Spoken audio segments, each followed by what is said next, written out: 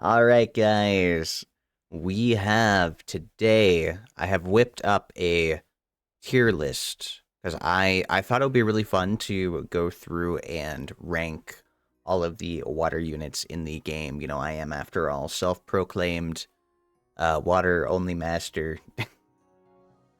So that is going to be our plan today. It took a little bit longer to set up than I thought it would be. We have a lot of units to go through. I know they're not all displayed on the screen, but if I scroll down, we have a lot of units to rank here. Before we get started, what did I want to say? So for this tier list, my plan so far, this is my first tier list, so we're kind of just going to be winging it as we go. I plan on just going unit by unit. I want to walk through what their skills do, and then we'll talk about what areas they are good in. And then we'll try to rank them based accordingly to that. We might go back and change the placements of some previous units based off of how I rank other things. Because we're just going left to right here, so we might have to backtrack. So placements might adjust a bit by the end of this. I also might add on more tiers if we need something. If we somehow find something worse than D, we might go down to E or F. There's a couple units that could definitely be F tier. I don't have like a complete definition yet of what S, A, B, C, D is. We're kind of just going to be winging that as we go. And if we are wondering about credibility, credentials here, I have been playing this game as a water-only account for now 3,866 days. It has been a very long time of me playing this game as a water-only account. All of my records have been accomplished with only water units. So I definitely think I am probably the most familiar with water units, like in that regard. We're going to go ahead and get started. These are not really going to be in any order. I found all the images and I pasted them. So this is the best order I think it'll be for us. We're going to start off with Aaliyah, the Water Totemist. So if we look at her first skill, attacks the enemy and then heals the ally with the lowest HP ratio by 15%. So really good healing on skill 1. Second skill gains immunity to all allies for 1 turn. And then third skill removes 1 harmful effect granted on all allies by 1 turn each. And then recovers their HP by 15% each for 2 turns and increases their defense for 2 turns. And then she actually has a 4th skill as well. A few units do. Stacks 1 totem whenever you're attacked by a target during the enemy's turn, or use a skill during your turn.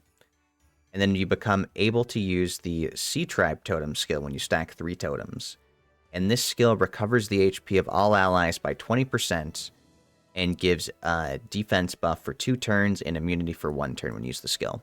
So she is a really good defense buffing healer.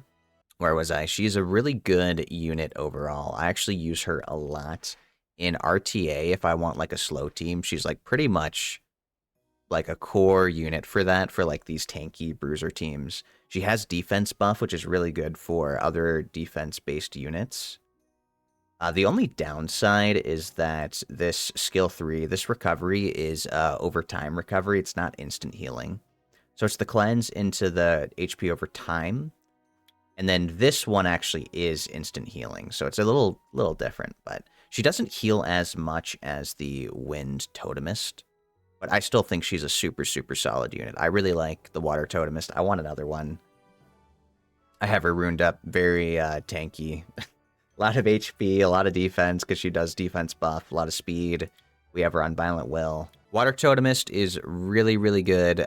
I think we're going to start off with A tier. Also, another thing I should clarify. This tier rating is going to be based off of what I think is good for a water-only account. And we're going to be completely ignoring what's good, what's meta.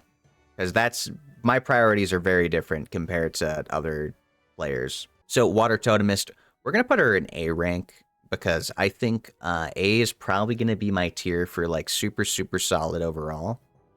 I think S tier is going to be like my must-haves. It's probably going to be reserved for units that are really good against wind units. All right, that's our first unit here in the tier list. It might be subject to change. Water Totemist is really good. I like her a lot. I don't know if she's a must-have, though. Up next in our tier list, we have Abellio. I think he's good. I think he's really good for Guild Wars Siege. Definitely solid in RTA. Really, really good in RTA. We have skill 1 stun. Skill 2 does damage. Apparently, it also heals. You don't really see that too much, but skill 2, single target, defense scaling, does increased damage when you're in druid form. He does turn into, well, he turns into a bear. I got like a little fox thing here. Third skill, we have it's AoE heal, increases attack bar, which is very nice. And then we have the provoke. The water druid, I have him runed for damage because I think it's silly. I have him runed for damage. I think really you need to make sure that he survives against Lucian. I kind of hate that they have him set up as a defense-based damage dealer. I think he would do so much better if he was like the dark druid, who is like an HP-based damage dealer. Because then you could rune him up like you would like Ariel. Except, you know, you wouldn't want him on Nemesis. He doesn't need Nemesis with his passive. But a ton of HP would be so much better for him. Because the biggest counter to this guy is like Lucian. Or like he's meant to counter Lucian. But if you build him on defense, he just dies. So I don't know. I think Abellio is really solid, though. I could definitely see him being more used. Like, he's an insane RTA unit for sure. But is he like a must-have for a water-only account? That's the question. Because that's what S is going to be for me. S is going to be like must-have. And we can't come back. I might come back and adjust my placements. All right, so next we have Abigail. Abigail, the water cannon girl. And I don't know if I'll show the runes for that one. She can be kind of runed on whatever. So she's going to be one of our more very niche picks. She's definitely I only use her in Necropolis for my Necro B10 team. I need to figure out a better B12. But so far, super, super only in Necro for me exclusively. Skill 3 can be good in... I've seen people do RTA with her for skill 3. But not me. Not me, so I'm not really going to consider that. For my B10, I pair her with Julie, and we skill 3. I have them chain skill 3s to clear the waves. But I have seen the strats of never using skill 3, not awakening, and then just using skill 2 for the multi-hits. So yeah, what is it? Skill 1 attacks the enemy 3 times. And it can also decrease attack bar. You can't decrease attack bar in Necros, so it's not very good for that. Skill 2 attacks all enemies, and it does have a chance to defense break with a 50% chance. And it goes up to 8 times. Attacks all enemies, removes all beneficial effects from one target. And then I think it decreases everybody's attack bar. Attacks, I think it does, it hits twice on one target though, I think. Yeah. So she's a pretty quick one. I definitely think we're not going to linger too much on her. So this is just solid all around. This is like must-have. This is really good unit just in general. If this is our niche pick, you know what? No, yeah, this is niche. This is just kind of whatever. Not great, but kind of okay to play around with. This is just like shit tier.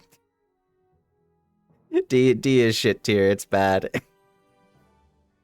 It's not gonna be good. Okay, I'm content with that. All right, who's next? Ooh, the Water Barbarian King. So this is Ajir. At least that's Ager. I call him Ajir. So this guy, nowadays, I think he's only good in probably Siege. Do people even use him in RTA anymore? He used to be fine for like Giants, maybe R5 for branding on second skill. 4-star Special League, he's definitely good for that. Like he's fine for branding. So they tried to rework the Barbarian Kings a while. It's a lot of text. We're gonna summarize. He attacks and does dots on the first skill. Second skill is a branding that increases the attack bar. And then this Confiscate. So it's a strip, and if they don't have any buffs, it absorbs attack bar, hits twice, and then puts him under a Berserk state. And while he's under Berserk state... Oh, they changed the HP decrease. Now it's just defense. That's actually much better. That's much better. So it used to decrease his HP and make him squishy. Now they've changed it, and it now decreases defense by 30%. But it makes him do 100% more damage, increases attack speed, and then he recovers his health by 10% of the damage dealt. So this was, I mean, it's definitely a buff in certain ways. The HP healing from 10% damage, I don't think that's very much. He used to heal like 10% of his health every turn, which I liked better when he was more tanky, but I can't say he's like great priority for me because he has no way to deal with wind units. That's probably the biggest thing we're going to be considering is like, can I bring him into wind units? You know, you really can't. But I don't think he's a bad unit, though. He's just not, like, that great for a water account, I think. But he's fine against, like, water and fire and, like, light and dark. So, like, you still have use for him in Siege. You just gotta be careful that there's not a lot of wind units. So I think he's a fine unit, but he isn't, like, great. If we're doing B, that it has, like, a very specific niche that it's very good at, then that's probably fine, because, like, you want niche units when you're doing the water account, because, like, it's good to have units for different areas. So he's probably gonna be C, I think. The Water Polar Queen will be our next up. I had a really great comp for her in Arena. I don't think she's someone I really use. I wouldn't use her in Siege, because you only have 3 units in Siege, and that's, like, a lot. Takes a lot of setup. So mainly she shines in, if we're considering Famion Hell for farming, she is a unit that works really well there for speedy clears if you want to farm up fodder. And then mainly I'd say she's good in Arena as a cleaver, because we have first skill, single target, defense break on skill 1. Skill 2 is where most of the damage comes from. Attacks all enemies, deals damage proportionate to the enemy's attack speed. And then this is really key here. Will always land as a critical hit if the enemy has no beneficial effects. So if they have no buffs, will always crit, which means this works against wind units. It's very good for cleaving winds. So she's definitely going to be higher in the tier here. And then skill 3 attacks all enemies 3 times. It does have a chance to freeze now. And then she gains another turn if the enemy dies from the attack. Usually with Alicia, you do skill 3, you either freeze or kill an enemy, and then you skill 2. Something to note, you don't have to be the one to freeze them. If they are already frozen when she uses this skill, she gains the extra turn. She's going to be higher in our tier list. No, I think it's A. AoE cleaver. So yeah, let's do that. Next we have Alan. So Alan looks super, super cool. I think I've got mine runed up pretty well. You know, a lot of HP, a lot of defense, a lot of speed. Definitely needs more accuracy, but I do have accuracy on skill 1 here. I think I've nerfed his artifact. However, this unit kind of sucks. Kind of sucks. He's a pretty mediocre tier.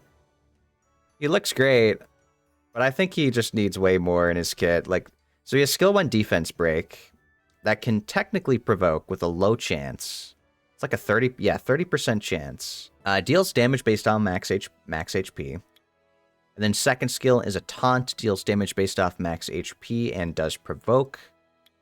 And then his passive. This is the thing that needs buffs. I think this needs buffs. When your HP is at 30% or lower, or you're attacked by a provoked target, reduce the damage you take by 50. So the biggest problem with this kit is this 30% HP thing. When you're already 30% HP, you're pretty much dying regardless. If your defense broken, it's over. If they ignore defense. Like, he gets one shot. If I've had units one shot him from full HP, and like this 30% or like the half damage taken saves him like one hit sometimes. It's not very good. I think it needs to be a higher threshold. I think it should be 50, like at least, to make him more tanky. 30 is just too low. I will say his damage is actually not that bad. He's kind of like Beast Monks, because it's max HP. So I've had him sometimes do like 10k on a crit. He's not ruined for crit damage or anything against fire units. It's not bad. He's okay as a defense breaker. His passive is just like non-existent. It's not that great. So I think he's a unit that needs buffs for sure. I'm hoping in the future they'll buff him. He's gonna be he's definitely C tier or D. But if I put him in D tier, we need a tier below too. We're adding a row below. D, let's go E. There definitely needs a tier lower if we're doing this for him. Because I know units that are way worse than this guy. We have the Water Battle Angel up next, who was definitely going to be higher in our tier list. So the Water Battle Angel, I'm still figuring out the best rune set for her. I currently have mine on Despair. Skill 1, attacks the enemy 2 times, decreases attack speed. So applies a debuff, skill 1. Skill 2, AoE, she's been nerfed. They've had to nerf her. Attacks all enemies 2 to 3 times. Each attack has a 50% chance to inflict continuous damage for 2 turns. So AoE does dots, more debuffs. It's important because of her passive here. Each attack disrupts the enemy's HP recovery by 1 turn. This is something that I don't like. I don't know how well known that is. She actually that she does HP block. Sometimes I forget and it surprises me. So that's the first part of the passive. And then in addition, when attacked by an enemy, she takes less damage per harmful effect on the enemy target, so 5% per debuff. So she survives a little bit more. But the main thing is when attacking the enemy, deal additional damage by 4% of the target's max HP per harmful effect, up to 12%. So hits multiple times, each hit doing about 12%. She's super, super good in Trial of Ascension. I wouldn't say I have a siege comp that she's really great with yet, but there's potential because she can work against wind units. As long as they're debuffed, she will do damage to them. That ignores defense, I think. It's a defense ignoring is this passive too. So I think she's a really good unit. Really, really good unit. She's like carrying me through TOA. Like my TOA clears have sped up so much since I've gotten her because I use a really good team with it. I wonder if she's going to be our first S tier. Even if she's been nerfed, she might be our first S. I might lower her, but I think she's really important to have like all around. Now we have the Water Unicorn. So Water Unicorn was really good back in the day. The biggest thing with the Water Unicorn, she has a lot. She's a big transformation unit.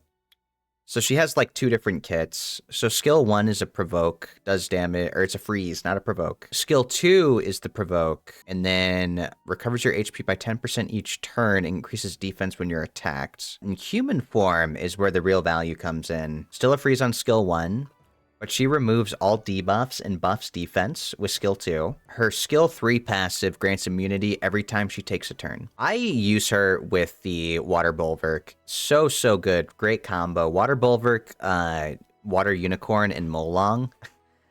They're like my core snipe team. Works with almost everything. Or into almost everything. The biggest problem with her is that when she transforms, her max HP decreases by 30%. It feels like worse. Like, she feels really squishy in this form, and because she doesn't have any way to heal her, it's not that... It's a bit worse. Yeah, I think she's definitely like a B tier. I think she's a good unit, but she's just not good. Like, she's not as good when you compare it to the Water Totemist. I think the Water Totemist is so much better. Here is my Annabelle. She is a very solid unit. She might not be that great against wind units, but like she still works. So Annabelle, skill 1 it's a low chance to sleep, but like you'd be surprised. You'd be surprised how much it can activate. And then if she sleeps a unit, she gets another turn, which goes up to 2 turns. So she can get 2 extra turns from the sleep. Skill 2 is a full cleanse, AoE full cleanse. Covers their HP, and it's now based off your max HP and attack power. This used to only be based off attack power, but then they added HP too, which is really nice.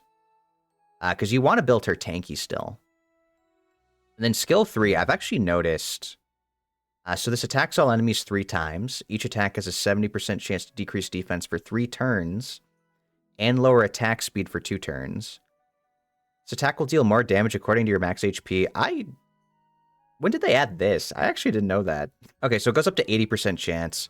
Because it's a 3/3 like multi-hit turn skill, this actually does work on win units a lot more reliably than you'd think. So she's pretty, like, I'd say she's definitely really good everywhere. There's also the crit rate leader skill. 38% crit rate lead makes her really good for R5 for me, because I use all water units, so this skill is very good. We're putting her in S tier for sure. I think she's a really good unit to have. I didn't get Annabelle for so long. All right, we got the water charger shark.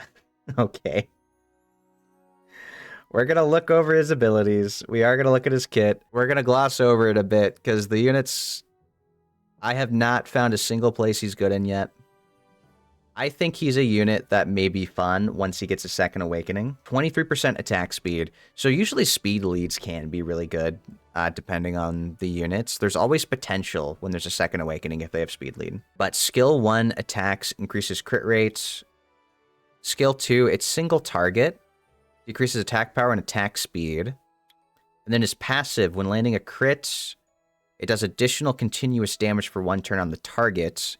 If they die from the attack, you will heal as much as the amount of damage dealt from the finishing blow. So I have not found a single use for this guy yet. Like, at all. I think he's pretty bad. He has potential once they second awaken, though. Like, I'm very interested what they would change with Second Awakening for this guy. Now, he's going to be E, because even D, I can still use this unit. This I can't use. I have 4 Ariels that are currently ruined up. Ariel was actually my most wanted 5-star way back in the day. And he was the very first one I got. So I was pretty happy when I got him. It, like, solidified me wanting to be in a water-only account. Because when I got this guy, 50% HP increase for water units. So I wanted to pair water units with him, you know? But it pretty much solidified that I was a water-only account when I got him. So the Water Archangel, he has a lot of different builds you can use, which is why I have so many. We have Violent Nemesis. I have Double Nemesis Will. This I've actually used for my water robot team. There's a funny cheese one for that. I wanted more HP on my water robo, so enhance runes. And then I actually tried building him on damage. It's really bad. But why is the Water Archangel good? We have the first skill is it's a single target strip. It's only a 75% chance. There's no activation here. But it also deals damage according to your defense. And then the second skill recovers the ally target's HP by 35%. They actually changed this. It used to be a 50%, and then alongside the defense buff. But they've lowered the cooldown. It's now a 2-turn cooldown and recovers by 35%. I think this is definitely better overall, because you can apply the defense buff more. It's a little less healing, but having it an extra turn sooner is really, really helpful. And then our third skill here removes all harmful effect and recovers their HP by 50% each. In addition, increases the attack bar of all allies by 20% each, and recovers 50% for 3 turns by the number of harmful effects removed. AoE healing and increases attack bar. That is why the Double Nemesis Will build is really good as a Lucian counter. This is mine. I have high res, I think decent speed for being on Double Nemesis, and then as much HP as we can get. I don't think he's, like, gonna be crazy on our tier list, though. Well, he does have the HP lead, and he is a healer. Like, keep in mind, there's limited healing slot options. High B or maybe low A is probably going to be it for me. He's very, very dear to my heart, though. I really like the unit. So we have the Water Anubis. I know he's already going to be C tier. I think he's C. I don't even, like, use him, really, because he's not great against wind units, but he's one of the few anti-revivers that water units have in the game. So I think that gives him more priority. Skill 1 here attacks twice, I believe. Does have HP block. And then the damage increases as the enemy's HP decreases. So he's good at finishing units off. And then skill 3 attacks 3 times, and each attack has a chance to apply branding, which is really nice. And then does more damage as their HP gets lowered. And because of his passive, he prevents enemies from reviving. And then he gets soul protect if he kills something. The biggest problem is that he doesn't work against wind. He's not good on wind units. So it's a little struggle because I don't really bring him, I don't use him that much. But he's good against things like Perna, Bisama, things like that. So he's an alright unit. I think he's definitely going to stay in the tier we have him in currently, C. He's definitely a C tier. All right, Water Homunculus is going to take way too much time to look through the skills. We're not doing that. He's a 5-star that you can actually craft with materials, so he's very easy to obtain, which really helps his priority here. And he has so much customization. So specific builds are really good compared to others. And just because of the versatility, he's great for TOA. I have a build that makes him really great for dungeons. I don't know if there's a build for Siege or whatever, but because of the options, he's going to be like low S. Next, we have Bajir. So I've built him. I've tried him out. He's a glorified buff stripper with the 3rd skill. It's single target, strips buffs into defense break for 3 turns. Does damage based off defense. This also does damage based off defense. It's like attack bar pushback.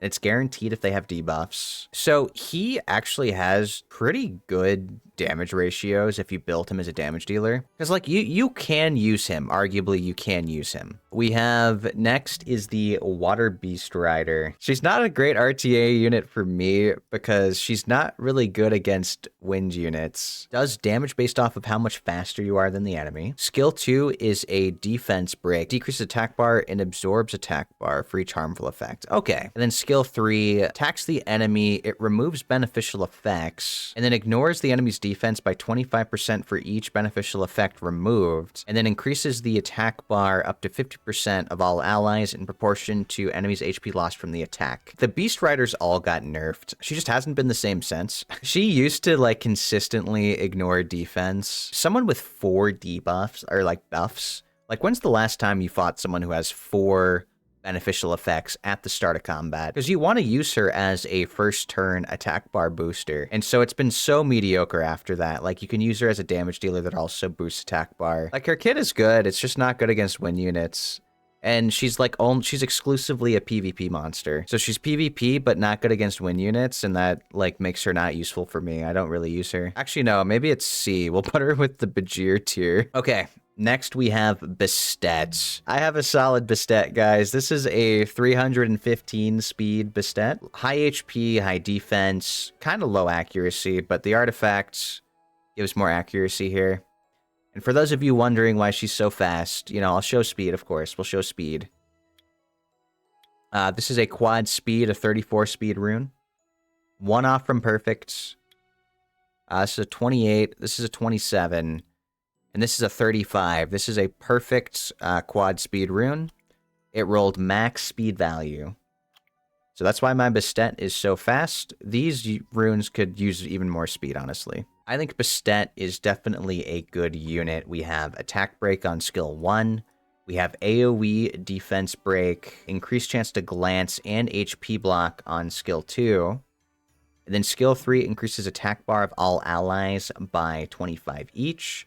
Creates a shield that absorbs damage. It does attack buff for 3 turns. 3-turn attack buff. Where can we rank Bastet? The only downside of Bastet is her 99 base speed. There's a lot more faster units in the game. I mean, she's still got to be S tier, even if she has lower base speed. Like, how many attack buffers are there really for a water-only account? Like, you have Galleon, you have Megan, you have Bastet, and that's mostly it. Besides, like, we're talking like AoE ones. That's mostly it. So she's definitely going to be S tier. I don't even know what to do with this guy. I'm not going to lie. I'm still disappointed with this guy. I tried him. I don't even know where he's great in. Like maybe TOA, but there's just better units. He's all about like decreasing the attack bar of stuff, but like his cooldowns are decently long. I mean, I guess it goes down to 3 turns each, right? Maybe it's not that bad, but HP block, damage based on HP, damage based on his HP. So decrease attack bar and your attack bar increases. So it's like basically attack bar absorbed. And this one resets the attack bar and then inflicts damage proportion to the enemy's max HP instead of his own. I don't really see the potential in him yet. And he glances. I think he's D tier for me. I think he might have some use, but I really just have not found it yet. Ooh, okay, Water Demon's fun. I like the Water Demon. Water Demon's great. I have 4 Water Demons. Or no, I did a video of 3. I actually do have 4 though, because I just think he's great. I mean, this Transmog is sick. The biggest thing about the Water Demon, I think he needs buffs for satisfaction. Just for user satisfaction, he needs buffs. But he's still a good unit. So skill 1 decreases the current HP of the enemy with the best health status by 10%. and then attacks the enemy target to inflict damage proportionate to the reduced HP.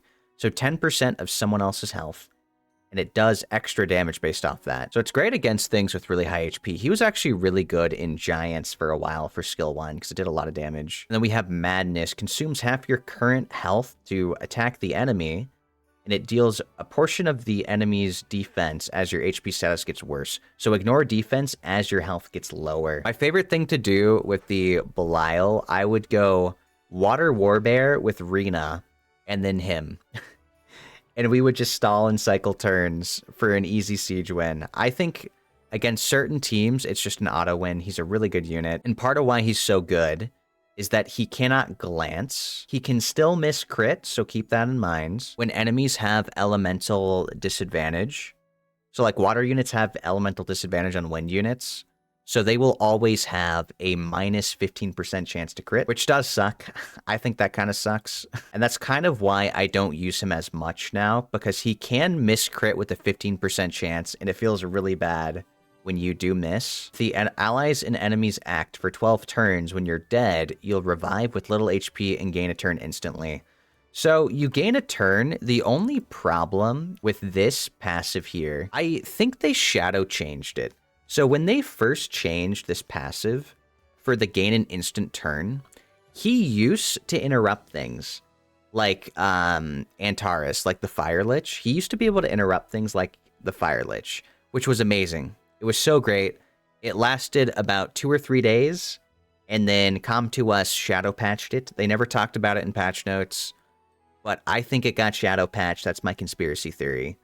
Because now, Violent procs, anything that gives additional turns, will cut the demon when he revives and then just kill him. And it feels so bad to play. It's so frustrating to deal with. Like, he used to counter Diana for those couple of days because Diana would cycle a bunch, and then he would revive when she swapped forms, and then he'd attack her. But now she just gains the extra turn and then kills him before he can do anything. So I think for user satisfaction, they should make it so that he cuts like Antares. It would be really awesome. He'd be a great unit if they did that. I don't think he's S tier. I think he's probably like A, because he still has some moments that just feel bad. It's been an hour and a half, and I've only done these many units. Oh, God. Dude, my poor throat. Next up, we have Beth, the Water Hell Lady. They changed her a lot. Honestly, I liked Beth the best when she was a single target defense break into HP destroy unit. I thought she was so much better back then. They removed her heal block, which sucks. I think if they had the same skill, but it still blocked HP, it would be really, really nice. She attacks all enemies 2 times. First attack decreases defense, and then the second attack blocks enemies from removing harmful effects. But like, the only harmful effect she does is defense break. And then afterwards decreases their attack bar by 30% in proportion to the number of harmful effects granted on them. Now that doesn't glance, which is good. So she can still be used against wind, even if you miss the defense break and buff block. But they removed her destroy. She doesn't destroy HP. She doesn't heal block. Like, if they kept the heal block, it would be really good. Like, the heal block that they can't cleanse would be so nice. And then, other than that, second skill, AoE, does damage, inflicts dots, and does more damage based off the dots. And then single target inflicts dots. So she's good as a Famion Hell farmer as well. I definitely want to see more changes for Beth. So she's not going to be that great on my tier list. She's probably, I mean, she's okay as a farmer, right? But, and it's defense break. Well, you know, you can decrease attack bar. Let's go C. Like a disappointing C tier. Oh, the Hypno Meow. Okay, Hypno Meows are fun. Where's mine? I have a decent one. So Hypno Meows. I need more crit rate. I want more crit rate on this one. I have him on Vampire Endure, and I think that's fine. I'd probably change the Endure set for something else. Attacks the enemy, dealing more damage according to your max HP. It removes 1 beneficial effect with a 30% chance, and puts the target to sleep for 1 turn with a 30% chance, and then you fall asleep when attacking. It goes up to 50. So yeah, 50% chance to strip, sleep, a lot of value, does damage based off max HP, and then these passives are what make them crazy. So you can use skills while sleeping, your attack speed's increased by 30%, and the damage is increased by 100%, when attacking enemies on your turn while sleeping. When you wake up while taking damage, it's increased by 200%. So he hits very hard on skill 1. When you wake up from sleep from taking damage, recovers your attack bar by 50% and recover HP by 30% of the damage you deal to the enemy. So this is very fun. He is a sustain bruiser. He cycles really fast because of his 2 passives. And I actually have him on Vampire so that he does a lot of skill 1. And I have 21% extra crit damage on skill 1. Against certain niche units that sleep a lot, he's like an auto counter. It's really great. He's really good against the Light Heart Magician and World Boss. These guys do really well in World Boss if you skill them up. He's probably B tier for me. It's not like he's a game changer or anything, but I think he's really fun. Oh, okay, Bulwark. So Bulwark is one of these units that we can actually deal with wind units because he doesn't care about the element for dealing damage. So skill 1 is a strip. He has a passive that gains him knowledge stacks if he's buffed, and if he doesn't have any knowledge stacks up to 3, he gets extra. And then once he reaches 5 stacks, he decreases the enemy's HP by 10% based off of the stacks, and it heals allies by the amount that's decreased. And so you can use it sooner, but you won't get the full value. And you have to have 5 stacks if you want 50. Otherwise, it's like percentage of the remaining HP. So you really just need to make sure he gets 50 each time. He's a really good unit. He's definitely going to be, I think he's S tier. For sure. Just because of how good he is in PvP. Just the value he brings is really, really good, especially because he deals with wind units better than most water units. Okay, we got Camila. So the Water Valkyrie. Where's mine? I think mine is okay. I would want mine to have like an extra 10,000 HP. So I have Camila on Violent Destroy. That's kind of my favorite set for her. Skill 1 attacks the enemy. It has a 20% chance to decrease their skill cooldown. I forget it does this half the time because it's such a low chance, a 20% chance, that it really doesn't happen that much. And plus, I don't want to build her with accuracy. It feels like a waste to give her accuracy. Now, granted, she can decrease attack speed and freeze, but like, you really just want a ton of stats on her. I really don't want accuracy on Rina. Or not Rina, Camila. Oh, also, if she kills an enemy, it activates skill 2, which is nice. And then skill 2 decreases attack speed, freezes the enemy, and damage proportionate to max HP, to the enemy's max HP. Now, the main reason Rina's good is because she does damage, but she's also a tank. But she doesn't do, like, too much damage. She reduces the damage from non-critical attacks by 20, the damage of crits by half, and then she fully removes all harmful effects if she gets crit, and she additionally recovers your HP by 10% in the HP of the ally with the worst condition by 10%, which is a different change. That's actually it is nice for helping keep the team alive. So I think Rina, I keep saying Rina. Why do I keep saying Rina? Camila. How is she for a water account? So she doesn't deal damage to wind units well, but she's a great tank. The only thing, you can't trick the AI. You can't manipulate the AI with only water units. You can't make units attack Camila. So, like, you need to pair her with units that are tanky so they can survive as well. I feel like she's high A. She doesn't damage wind units well, but she's really good at tanking them. Oh, well, Chandra. Chandra is definitely, I know where to put him already. They have already nerfed Chandra, who has very quickly become one of my more used units. I'll actually show mine because I think mine's ruined pretty okay. So Chandra is a unit that has been buffed. Mainly it's the skill 1 that's kind of crazy. So he attacks with a hit that always lands as a crit. When you are a water-only account, skills that are guaranteed to crit ignore elemental advantage. It's so nice, or disadvantage. It has so much more value. And he also strips on the first skill, and stuns, and does damage based off max HP. This skill has so much value in it. Plus, Speed Leader skill. His second skill here does a hug that defends for 3 turns, and gives him an extra turn, additional turn. So his cycling is crazy. He takes half the damage of the target that's hugged, and he counterattacks if you attack the hug with skill 1. Could stun, could strip, deal damage according to max HP. Oh, and then skill 3. So decreases attack speed and boosts allies' attack bar by 25%, and damage proportionate to your max HP, proportionate.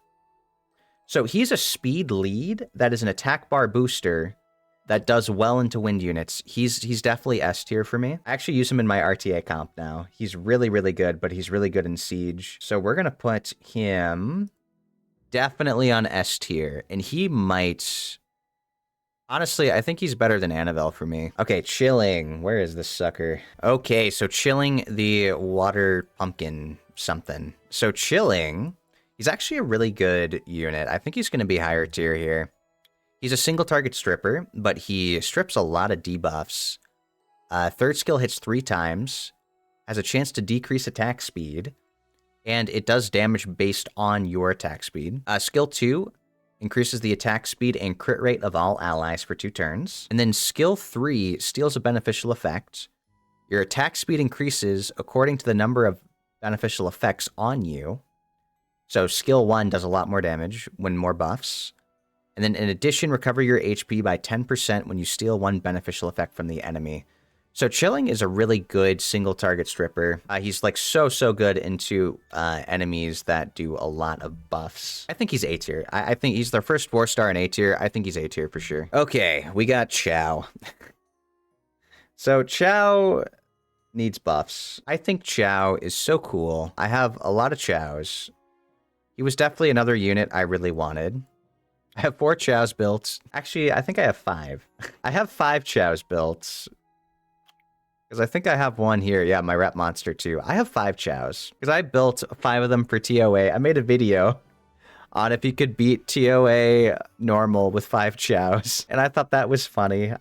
We killed the TOA boss. First skill does a dot if you land a critical strike, single target damage. Second skill is single target, ignores all damage reduction effects. But second skill, it also does more damage according to the number of dead allies. I don't really know how much it increases per dead ally, but it's not like crazy noticeable, that portion. But it's nice that he ignores all damage reduction effects. So anything like defense break, invincibility, or not defense break, defense buff, invincibility, immunity, all that stuff. And then his passive gains immunity against HP disturbances, and then removes 2 harmful effects and recovers 15% HP at the start of your turn. And then also the damage you deal will be increased according to your current HP. So Chao is a bruiser. He does have some sustain to keep him alive, but Chao's pretty squishy. I think Chao needs some damage reduction in his kit. Like, let him take a percentage less damage or something, maybe. Let him stay alive a bit better. Because he kind of just dies. Things like Savannah, who defense break and then push back attack bar, and then one-shot him immediately after that. Because, he can cleanse debuffs, but it's only if he takes a turn. I think Chao looks sick. Very, very cool. I like his, transmogs. I got the cool Dragon Slayer, whatever it's called. But I don't use him that much anymore. So he's probably B. Or maybe even C. Because he doesn't crit on wins. He might be C tier, but he's better than this. He's better than this. No, maybe he's low B. Let's do low B. He's better than C tier. Oh, okay. This is a collab mon that we got here. So the Water Chun-Li. So she single target, does damage, and decreases the attack bar with a 50% chance. Second skill, attacks all enemies 2 times with a spinning kick to decrease their attack speed for 2 turns with a 50% chance. So yeah, AoE. And then third skill, attacks the enemy target 7 times, decreases the attack bar by 40%. If the attack bar becomes 0, inflict damage that ignores defense, and the 7th attack always ignores defense. So she's meant to push back attack bar and then ignore defense. I have never used her in PvP, ever. Maybe there's some teams, but if they have immunity, she can't do anything against that. The only place I think she's really good in Rift raids, especially the fire one, because she has the second skill AoE. Because something secret about her third skill, if the enemy can't have attack bar to push back, she just ignores their defense. Yeah, but I think she's probably C. She's good in rifts, but rifts aren't really high priority in Summoner's War. At least the elemental rifts, I don't think they're that high priority. Oh. Okay, next, guys. Another contender for, best water unit S tier in the game. The Water Siri, who was my most wanted 5-star for a little while. I do have one now. thankfully. She may not be the best unit in the game. I don't know if she's super high up on the RTA tier list, but for me, as a water-only account, she provides so much value. I really like her kit. The only thing that sucks is her awakening is terrible. She has resistance awakening, which makes no sense. It's actually awful. This should be speed awakening. They gave the Wind one speed awakening, 121 base speed. If only she did. It should have been her. But we have skill 1. Attacks the enemy 2 times to inflict damage in proportionate to your attack speed. Each hit increases the chances of landing a glancing hit for 2 turns with a 30% chance. So damage scales with attack speed. We have second skill. Attacks the enemy to inflict damage that ignores its defense up to 100%. According to the difference between the target and your attack speed. And what makes her so crazy, though, is that your attacks always land as a critical hit when you attack an enemy with slower attack speed than you. So you don't need crit rate on the Water Siri, which gives so much value. I love units that you can not ruin crit rate on and still deal like crit damage with. Like, it's high value efficiency for that. And then also, critical hits won't occur when you're attacked by the enemy with slower attack speed than you. I've had Wind Unicorns try to attack her and then just instantly die because they can't crit to cycle. It's awesome. So she's definitely S tier for me. Is she better than Chandra? I don't know. Definitely these two are big contenders for being really good, though. Maybe she's better than Chandra. I don't know. Maybe. We'll put her at first for now. So next we have Dragora, the Water Warbear. We got a second awakening unit. Oh, Dagora is how you pronounce it. Okay, so second awakened Water Warbear. I think this guy is really cool. I mean, obviously, yeah, guys, I'm a bear. I'm a bear VTuber. I like the bears. What can I say? But he can be very, very tanky. Let me find mine. So I have a ton of HP on mine. I have him ruined on Violent Broken Set. He should be on Endure or Max Resistance. Ideally, we want Max Res. Violence really good on him. As much HP as possible. Decent defense, because he does buff his own defense, so defense is kind of okay. And then speed is kind of whatever. I didn't really care too much about speed. I just wanted the HP stats. Attacks the enemy, inflicts damage proportionate to your max HP. Then the attack has an 85% chance to reduce the enemy's attack bar by 25%. So attack bar pushback does damage based off max HP. Skill 2 recovers your HP by 35% and increases defense for 2 turns. And then your max HP increases by 20% whenever you use crouch. And this can stack up to 5 times. Now, it says 20%. They're talking about base HP. So this 12,675. This is what can stack up to, so you can get an extra that much HP. It's not total. It doesn't add this together and then do it that way, which is a shame. Counterattack with a 50% chance when you receive damage, and then revive with half of your HP at the last dying breath. So when you die, revive with 50% of your, half your HP. And then plus HP leader skill, it's low though, 15%. So this guy is really good with some of these artifacts I have. HP on revive, skill 2 recovery, more HP when revived.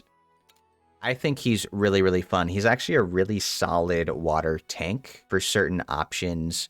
He's comparable to there's some cases when you can't really use Rina when you're against units that don't crit.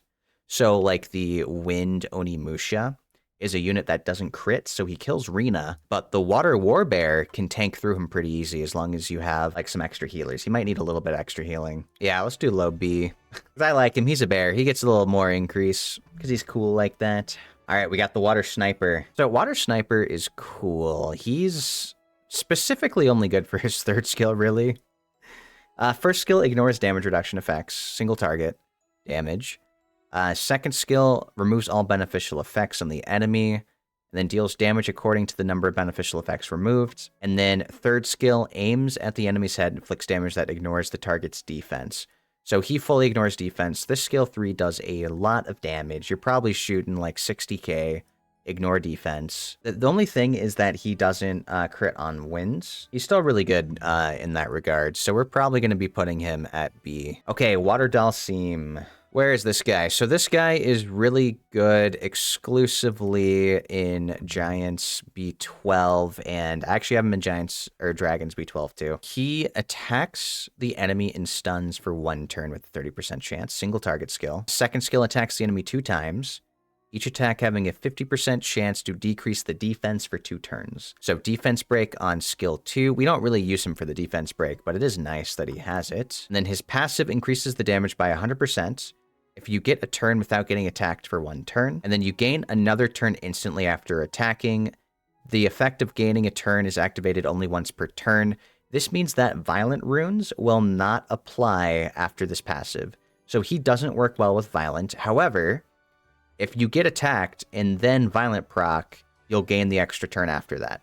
So I don't know if that's great or not for him. It might be okay if you want to rune him on violent, more bruisery and like siege, but he's kind of best used as a damage dealer for giants and dragons. It might be A just for how good he is at clearing, because fast dungeon times do matter. They are important. Maybe B. Let's do high B. High B. Oh, and the next we have the mercenary queen or whatever she's called. I don't have one. I haven't been able to test her out. From what I've seen in like high level siege, she can definitely be a menace. She's very PvP exclusive, but I don't know what the best build for her is yet.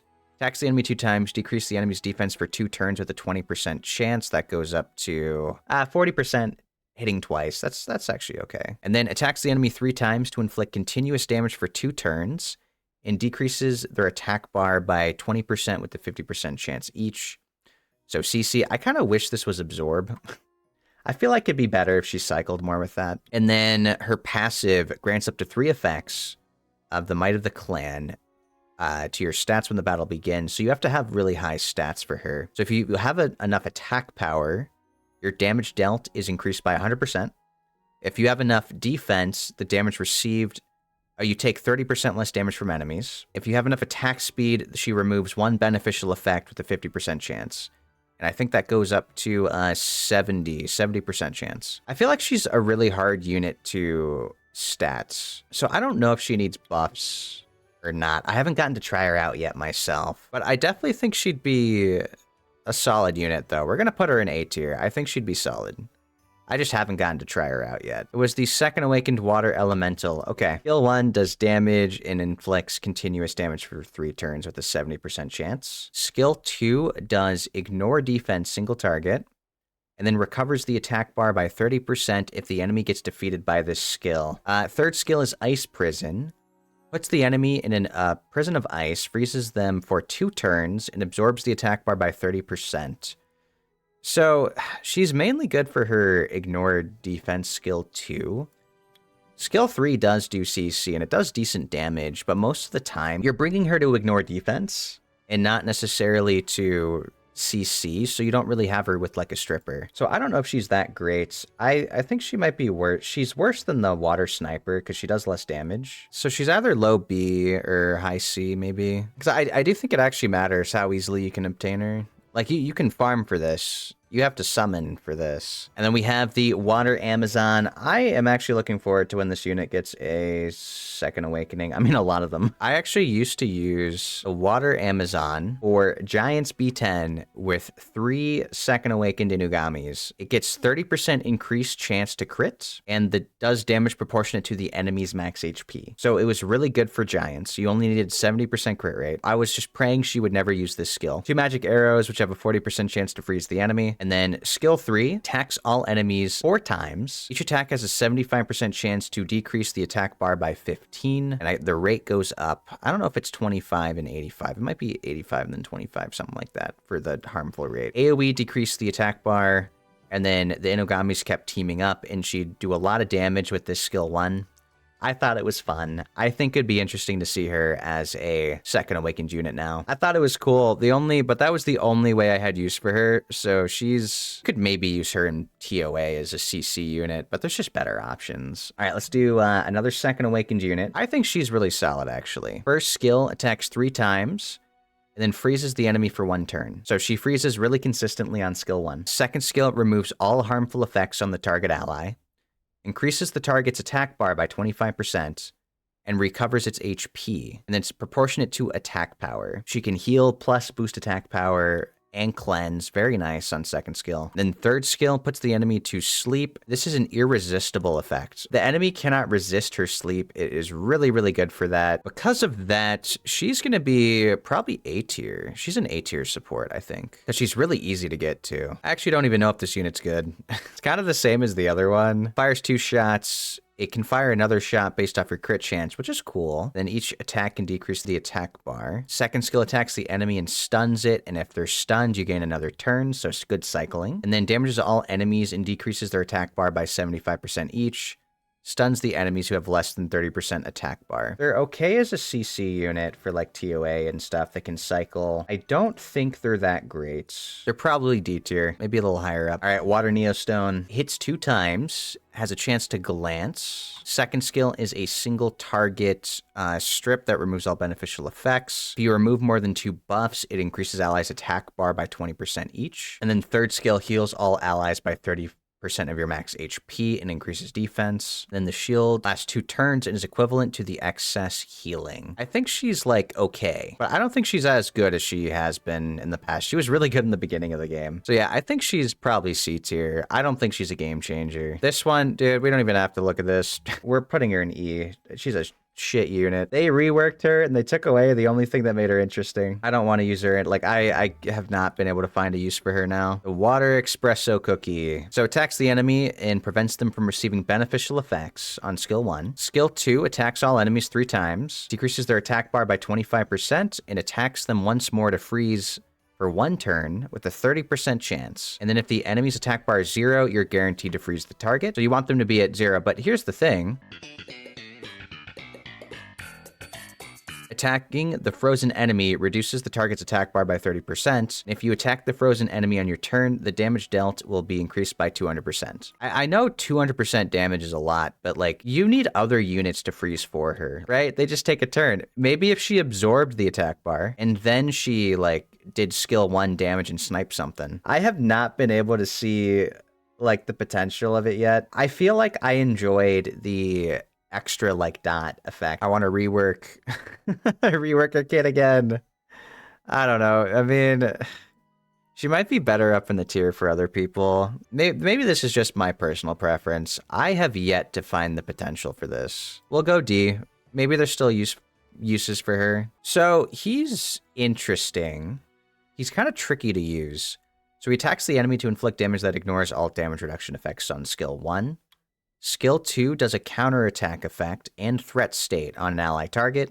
So he makes you hit a target that he put counterattack on. It's pretty funny. I like it. And then we have Tactical Bomb Skill 3. This is where most of his kit comes from. Attacks all enemies to remove all beneficial effects. So AoE strip. Afterwards, increases the attack bar of the ally with the highest attack bar by 25, and the attack power of the ally with the second highest attack bar for 2 turns. So the problem is that he doesn't boost the whole team. But if you really sync it up with your turn order, you can just make it so that the unit that moves next either decreases attack bar or something like that. So I haven't found the best like, he's kind of sitting in storage for me right now. I haven't gotten the best setup for him yet. Is it B or A? I don't know if I like him yet. I really, but this might just be a user issue. Next we have the Water Death Knights, Fedora. Yes, the milady of Death Knights. So the Water Death Knight, I've actually had fun with him in the past. He's probably got room for improvement now. So single target attacks the enemy, disrupts HP recovery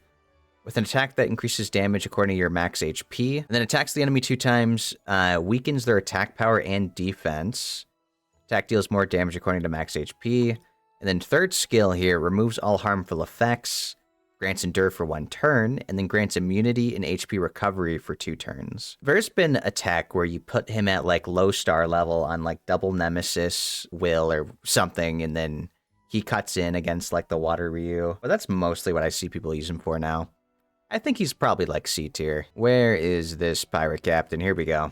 So Galleon, defense break on skill 1. Skill 2 absorbs attack bar, damages the enemy, and skill 3 is an AoE defense break and attack buff to your team. So the thing with Galleon is that if defense break gets resisted, he immediately becomes terrible. But he's really, really good otherwise because he buffs attack and provides defense break in the same move. It's really good, but he's just frustrating when it gets resisted. He's probably going to be, he's definitely A tier though. I think he's super important to have. So next is the Water Beast Hunter. His kit is kind of bad, but I've actually found a use for him that makes him like really good. Attacks an enemy to inflict damage that ignores all damage reduction effects on skill 1. Skill 2 disrupts HP recovery for 2 turns, and the inflicted damage increases based on the amount of harmful effects on the enemy. And then skill 3 weakens the enemy's defense for 1 turn if you attack them with no beneficial effects, and freeze the enemy for 1 turn if you attack the enemy under a harmful effect. So the defense break is what's really important. He'll defense break when he attacks the target, which makes him really good for my Giants and Dragons dungeon team because he applies defense break like consistently, which is really nice. So that actually will be increasing his spot in the tier list for me. He's probably going to be a C tier. He's not a must, and he's really easy to get. All right, this guy kind of sucks. I don't even know what people use him for. 4-star in the E tier list. What do you use him for? So I've seen people use him specifically for World Boss. He's like a bootleg water monkey. He's probably D tier because you can use him to CC TOA. I haven't used him anywhere else since getting better CC units. I don't think he's a good unit. We'll put him in D tier. Oh, this guy. The Witcher collab unit 5-star. The one that everyone got. I think he's niche. But he does have a use. He's exclusively like a TOA unit for me. Skill 1 decreases attack power. Skill 2 is AoE defense break and decreases attack bar as well, though the success rate's pretty low. And then skill 3 attacks the enemy to stun for 1 turn and resets their full attack bar. The damage is proportionate to the enemy's max HP, and if they're immune to stun, the skill cooldown is decreased by 2 turns. So you basically have it up every other turn. Kind of wish it was every turn. It would be really nice. We're going to put him in like B, because he's like exclusively TOA. I don't think he's good anywhere else. Garuda. I think he'll be nice with the Second Awakening maybe. Provokes on skill 1. Skill 2 decreases attack power, does more damage according to max HP. And skill 3 decreases all incoming damage by 25%. Maybe give him an AoE 25% damage reduction. Make him like the light vagabond or something. He's not usable, like, at all. I don't even think you'd use him in PvP. There's just better tanks. So we're gonna put him down in E. Let's see. Water Art Master attacks the enemy to decrease the attack bar by 30% with a 50% chance, and then attacks all enemies to remove all beneficial effects granted on them and to increase the chance of landing a glancing hit for 2 turns. So AoE strip. I think water units that provide AoE strip are very important. There's probably like only 4 or 5 in the game. When enemies or allies remove harmful effects, the attack bar of all allies will be increased by 20. When enemies remove beneficial effects of allies, all harmful effects on the ally with removed beneficial effects will be removed and the attack bar will be increased by 20. So he is he's like exclusively really good in RTA. Like, he's definitely S tier. No, he's for sure S tier. Though he might not be high S tier for me, just because I don't really know what I want to do with him. All right, Water Grim Reaper. Really bad. D tier. They could have made him so cool, and then they just didn't. Skill 2 was the coolest part about him, and they didn't change it at all. They didn't buff it at all. The Dark One gets an additional turn when using skill 2. It does a dot on skill 1 or something now. And then skill 3 removes beneficial effects, decreases attack speed for 3 turns, and freezes for 1. He's like a single target control unit. I don't like him. I really don't like him. Okay, Hearn is definitely going to be good. She's a very important unit to get. So skill 1 absorbs attack bar. Skill 2 is really nice. Transfers all harmful effects on allies to the enemy target and recovers the HP of everybody by 15%. So a little bit of sustain. Not too much healing, but transfers debuffs back, which is pretty cool. It's a Uno reverse no U card. And then skill 3 attacks the enemy to decrease the attack bar by 50%, weakens defense for 3 turns, and puts the enemy target in oblivion for 3 turns. So cancels out passives. So single target, really big single target lockdown. She's a very, very good unit, I think. I think she's A tier. I think she's definitely A tier for a water-only account. There's very few Oblivion units. So we got the Water Cookie, the Macaroon Guard. So she was so broken before. And now she's, like, pretty decent. So skill 1 attacks the enemy to decrease defense for 2 turns with a 40% chance. Will deal more damage according to defense. Buffs her defense and immunity for 3 turns and gains an extra turn. So good, so she cycles out of debuffs with this. It's very nice. And then her passive, if an ally excluding yourself takes damage from an enemy, you have a 15% chance to offset the damage.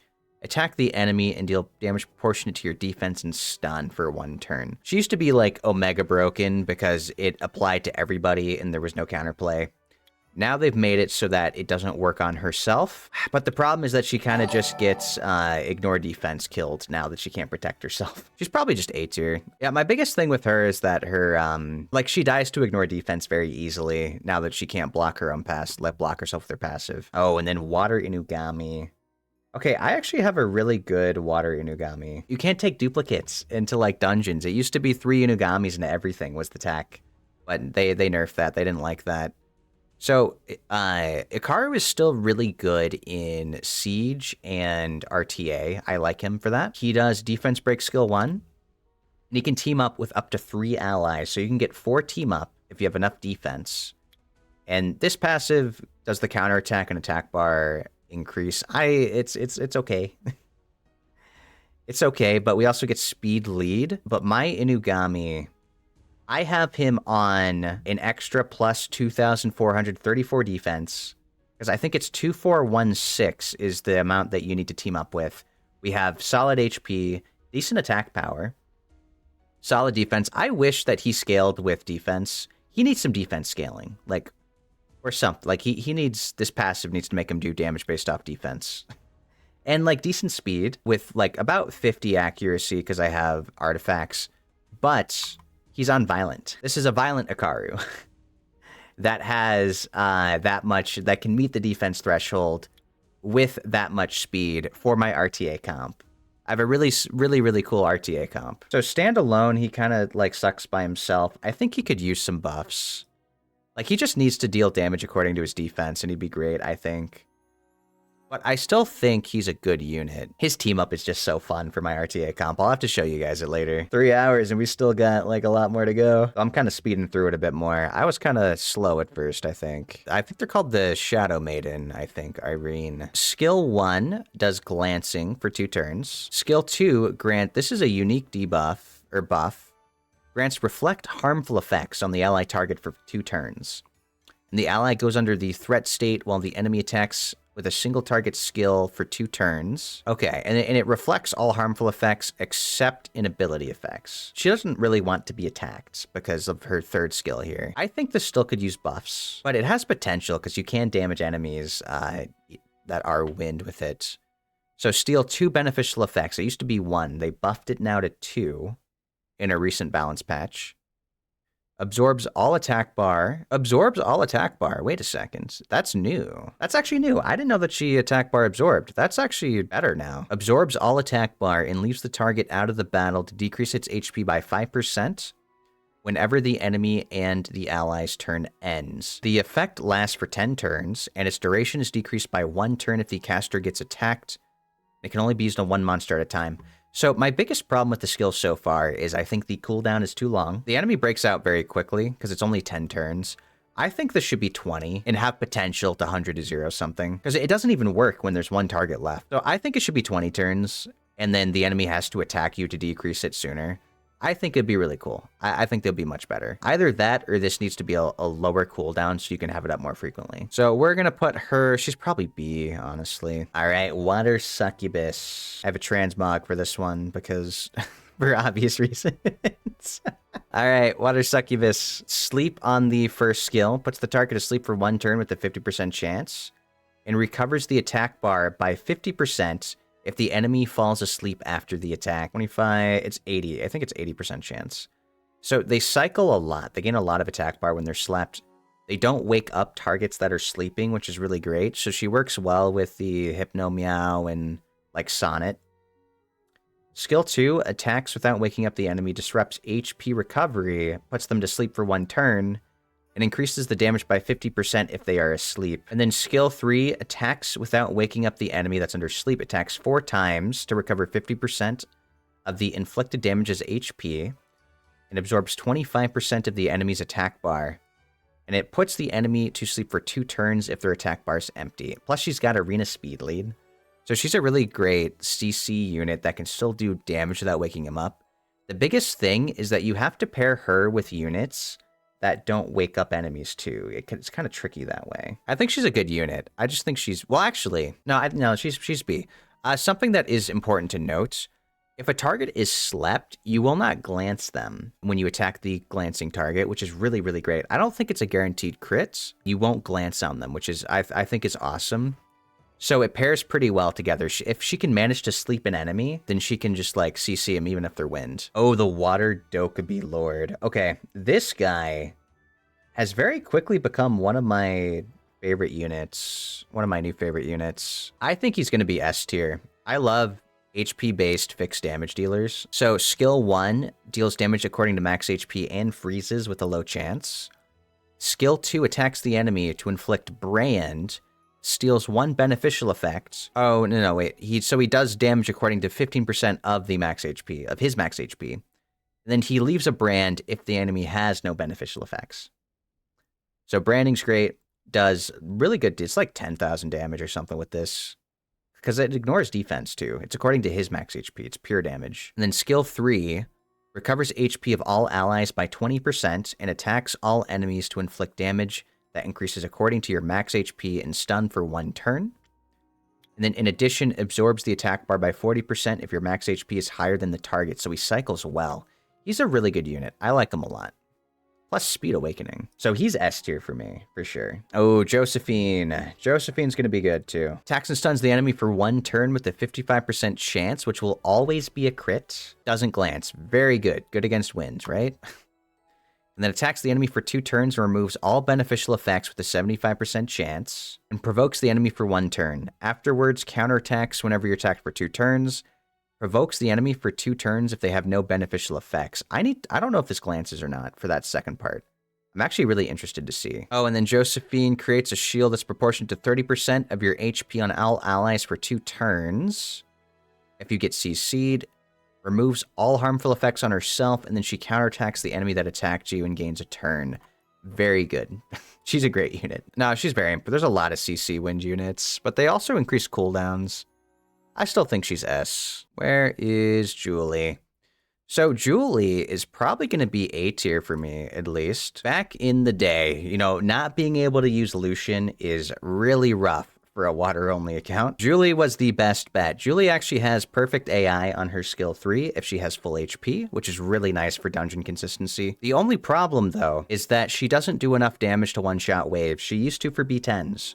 She could one-shot B10 waves, but not B12s. She's less effective now. Like, you need Lucian to speedrun those waves, which kind of sucks. First skill, 2 hits. Second skill, freeze. These are really just whatever. It's all about this skill here. 1,000 shots, 6 times. The damage increases by 50% for each beneficial effect on the enemy.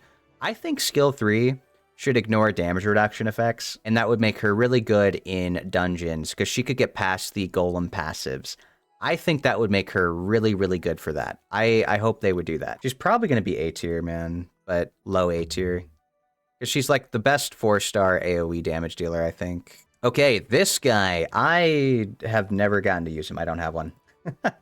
Looking at his kit, though, he does seem good. Skill 1 is branding. Skill 2 has a new debuff. It's called Irresistible. So if this lands, the enemy cannot resist your debuffs. It's AoE. And then skill 3 here attacks all enemies to remove all beneficial effects, increases the skill cooldown by 2 turns, and decreases the attack bar of all enemies, excluding the target.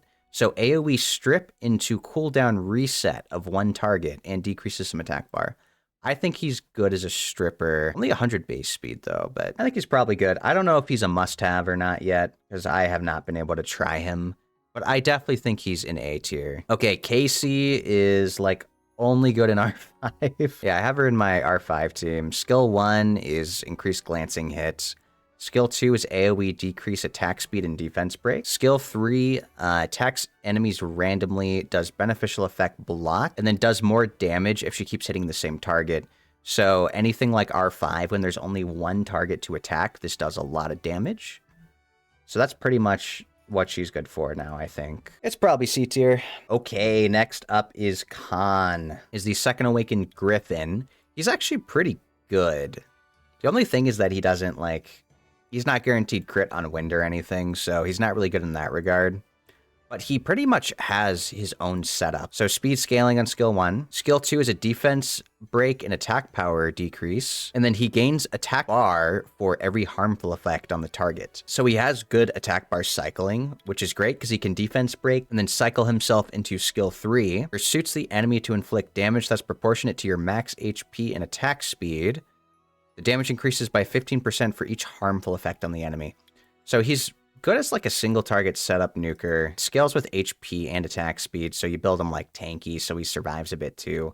I think all in all, he's a good unit. I think he's definitely A tier. I think he's a good unit to have. Okay, Water Cassandra. Probably A tier. I know she's definitely A tier for sure. So here's the thing. So Water Cassandra is actually, you would think she's perfect for my account, and she pretty much is. It's like they made her for me. Skill 1 decreases attack bar single target. Skill 2 is an AoE defense break to all enemies. Problem is that it's an 80% chance, man.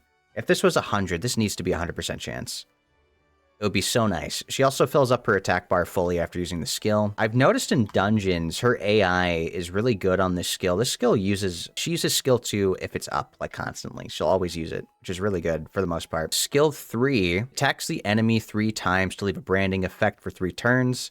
The attack will always land as a critical hit and deal 100% increased damage if the target's attribute is wind. She's good for my account. Don't get me wrong. Very good for my account. Skill 2, unreliable. She also does nothing against the other elements. So unless there's a lot of wind units, like if you try to go in siege, like she can snipe the one wind unit there, but then she doesn't do anything against the other 2 units.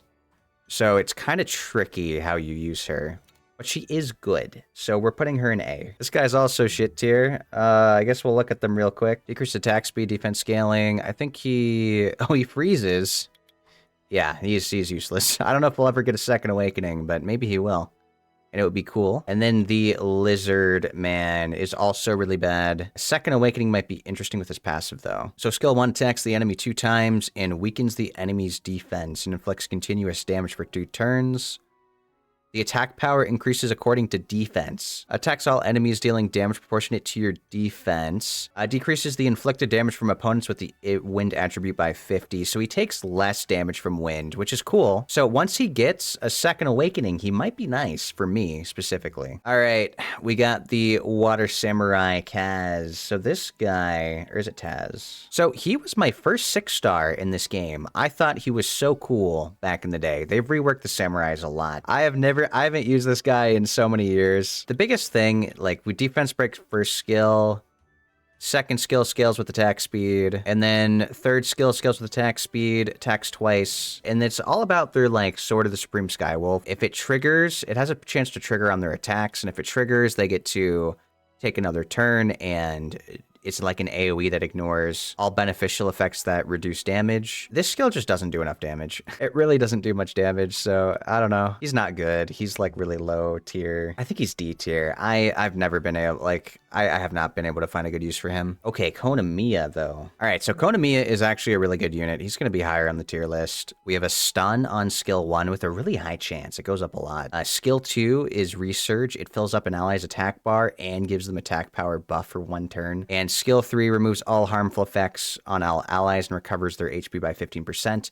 This is without a second awakening. Once they get second awakenings, this unit's going to be crazy. He's already very, very good as a support. I mean, he's definitely a must-have. He's A tier. Let's give him A. Ooh, the Water Golem is useless. This guy is also useless. I'm crazy for reviewing the bad ones. I built the Yeti. He's not good. Attacks twice, decreases attack speed, attacks and stuns, and deals damage according to defense. Grants immunity to harmful effects and reflects 30% of the damage back at the enemy. And removes harmful effects. Kind of dies. His base stats are too low. He needs a second awakening to be good. And the Golem does like a freeze or something. Shockwave, chance to stun the enemy on skill 1. Second skill is AoE, scaling with defense with a chance to freeze. It's only a 50% chance. And then this barrier reduces incoming damage by 40% when your HP falls below 50. It's kind of like the Vagabond thing. At least it's a higher threshold, but it's still like not that great. So the Water Magic Knight Lapis, she's good at multi-hitting. Her skill 1 attacks a target 3 times. And then it also attacks everybody else once, and it decreases attack bar on the 3rd hit for everybody. Actually, no, every hit does. Every hit does. And this is 4 hits that does defense break randomly to targets. And this is an AoE, absorbs 25% attack bar and recovers from the damage dealt. She's like the unit you get in the very beginning. She's meant to be like your farmer. I only use her in TOA normal with 3 Inugamis for a speed clear team. I have them do the team ups and push back attack bar. That's my tech. She's probably like B. She's good in the early game.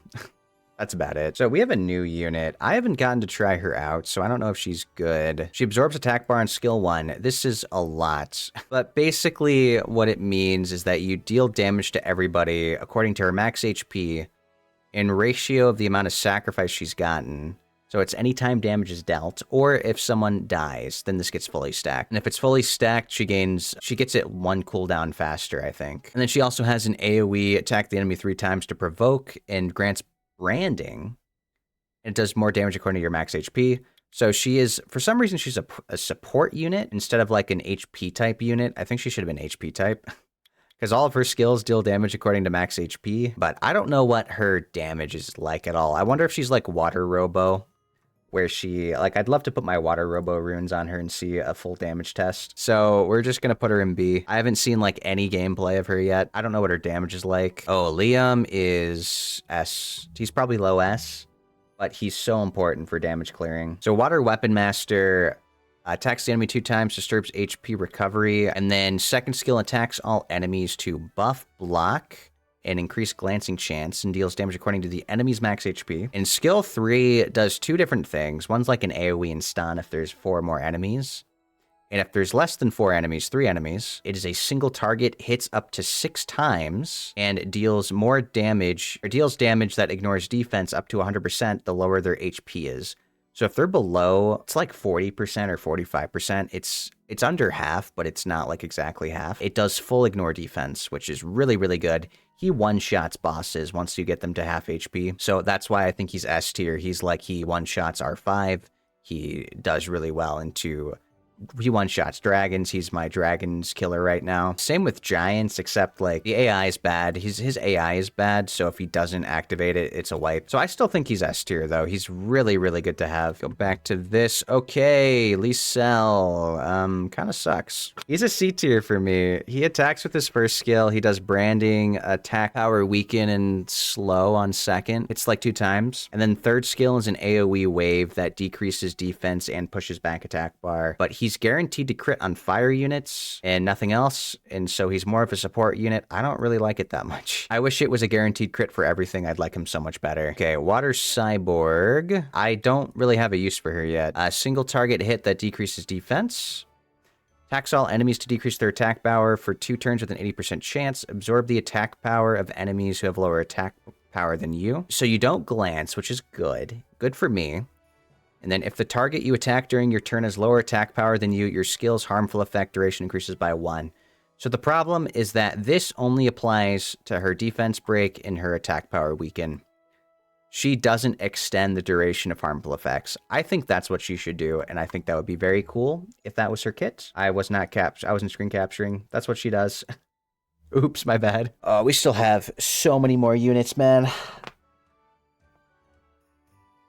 I might speed through some of these. My throat is getting so tired. I've been talking for almost 4 hours straight. This guy sucks. I used to use him back in the day. He's bad. It's like he does a stun on skill 1. He does damage based off of defense on skill 2, which does stun as well, I think. And then third skill gives him defense buff and counterattack. Lulu is definitely A tier. They nerfed her a bit. So skill 2 takes longer. But she does healing on skill 1, she fully removes debuffs on skill 2 and heals. And then skill 3 is an AoE heal that removes debuffs. And if there's no debuffs to remove, then she gives immunity. So a very easy to access healer. Lure kind of sucks. I don't know. I think he's B. They took out the crushing thing, so he doesn't glance on skill 2 and skill 3. It's not like he really does crazy damage. You can kind of rune him for damage, but his skill 3 does defense break, so it's weird to rune him as a damage dealer. So he's B. I think Lumi is A. She's a really good support unit. Skill 1 is a dot for 3 turns. Skill 2 is a single target reset that has like a 50% chance to stun. And then skill 3 fully heals the ally target and reduces their cooldowns by 1. It's really, really nice. And it fully cleanses them. So that's definitely A tier. I think she's a really good 4-star. Water Bison is mediocre. Skill 1 is a provoke. Skill 2 is a 1-turn defense break in provoke.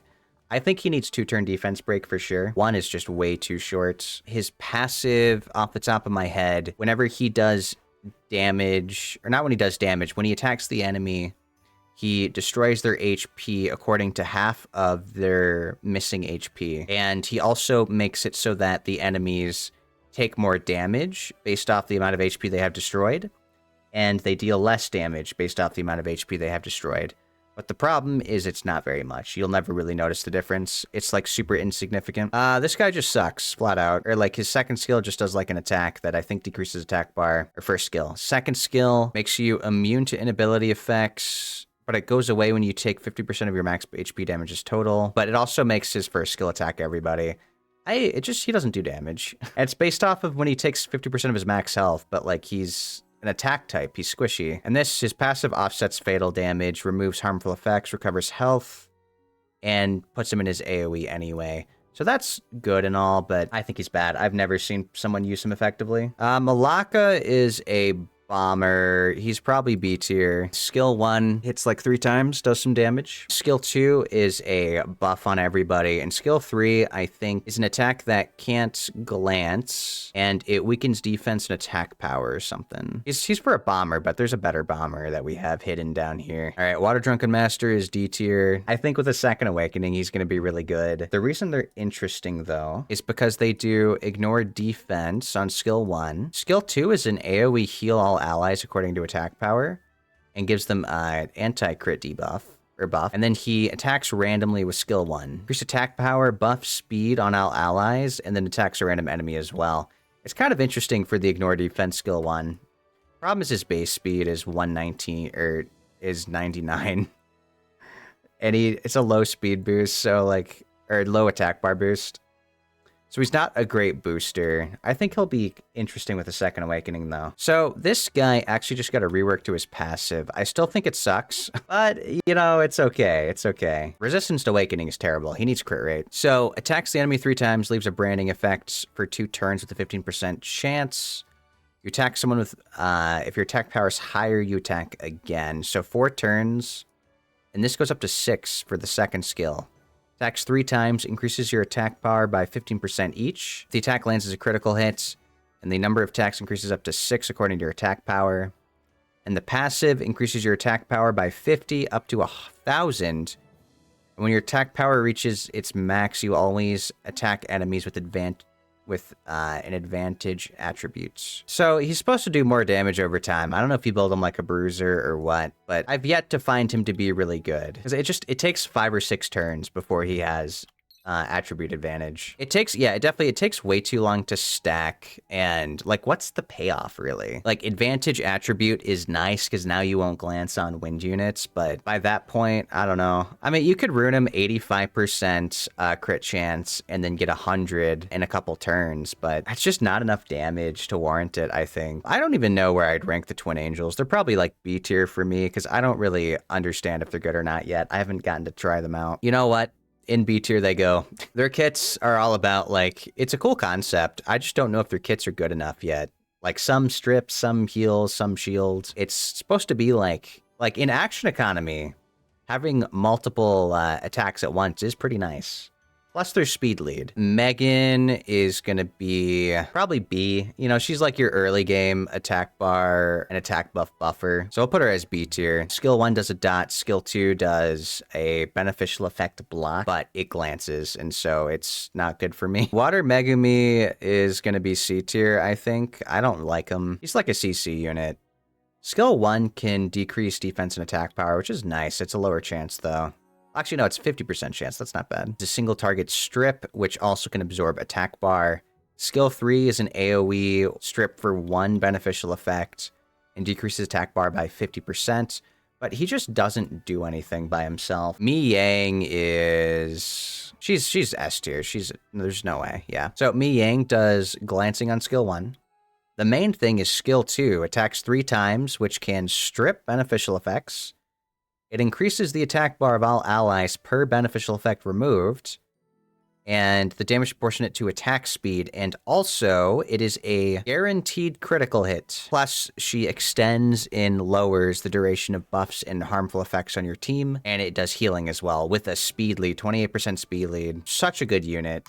Very, very much an S tier. This one, whatever she's called, Water Sylph, she's disappointing. It's freeze on skill 1, AoE, healing, and glance skill 2. And then skill 3 is a soul protect that the cooldown lowers if an ally dies, or she can just revive him outright. I think it's C. It's not that great. Water Surfer is S tier for sure. Skill 1 absorbs attack bar, or I think it's decrease? Decrease or absorb. Skill 2 is an AoE strip into stun with like an 80% chance. And his passive makes him deal damage that ignores defense based off his speed. Very, very good. He does well against wind units. Water Martial Cat is probably C. Her passive makes her attack again with her first skill after using a ability. So she hits twice with skill 1 and then 3 times with skill 2. She has high base speed. So like she's meant to go first. She's guaranteed crit against units with no harmful effects. She was good when she came out. Now she's pretty mediocre, I think. This unit's pretty bad. That one's shit tier. Let's see. Anyone else I can get out of the way for shit tier? Vikings sucks. His passive gives increased crit rate and crit damage. Not very good. Water Blacksmith, I think, is the worst 4-star in the game. Like, genuinely, I hate her with a passion. Skill 1's a stun. Skill 2 is like a defense break and attack power. We'll have to look at her for this passive. Yeah, decrease. It's like an 85% chance. It's guaranteed if she activates Great, which is like some RNG stuff. However, it can still glance even if it's guaranteed, which sucks. But big reason why she's so bad is her passive increases the accuracy of all allies by 20% each when the enemy resists a harmful effect, and then increases the resistance of all allies by 20% whenever an ally gets a harmful effect. So accuracy and resistance is just like a big lie in this game. I don't think it ever works. It's all RNG based, and so this passive is basically non-existent, and so I really hate it. I think she's terrible. I've never used her for things, and she needs a complete rework, I think, to be good. So she is bottom of the barrel, really bad unit. Let's see, Ravidi sucks. Ravidi does like anti-crit on skill 3 and a shield, and then like some defense slow on skill 2. I think he's not good though. This Amazon also sucks. Skill 2 is like an AoE that hits and slows attack speed. Skill 3 does damage if they have harmful effects, or if they can't be stunned or something, it does more damage. Or if they're already stunned, it does. No, yeah, it does more damage if they're already stunned. She needs a second awakening to be good. She is not good. Water Mummy actually has potential. I think once he gets a second awakening, he's going to be a good unit. His freeze is decently reliable. So attacks the enemy 2 times, which can inflict a dot that does damage according to your max HP. Skill 2 is an AoE HP block. Deals damage according to max HP, and his passive gives him a 50% chance to freeze when he attacks somebody. So second awakening potential, he could be pretty good. HP-based tank that like CC freezes, does a bit of dot damage. I've actually used him in G3 Siege because I'm a griefer, but I think it's silly. So we'll put him in C tier. Let's see. This guy sucks. He does like dots on skill 1, and skill 2 does a shield according to like 20% of his max HP. What else? Orion is probably A tier. I know he's unreliable, but it's the RNG that makes him so crazy. So Orion, skill 1 has a like 20% chance to gain an extra turn. Skill 2 is a AoE defense break that does not glance. It also has like a 20% chance to give him an extra turn. And then skill 3 does a like 2 buff strip into defense, HP block, and stun. Very gross, very RNG based though, so you're relying on luck. He's very solid in Guild War and Siege. Reno.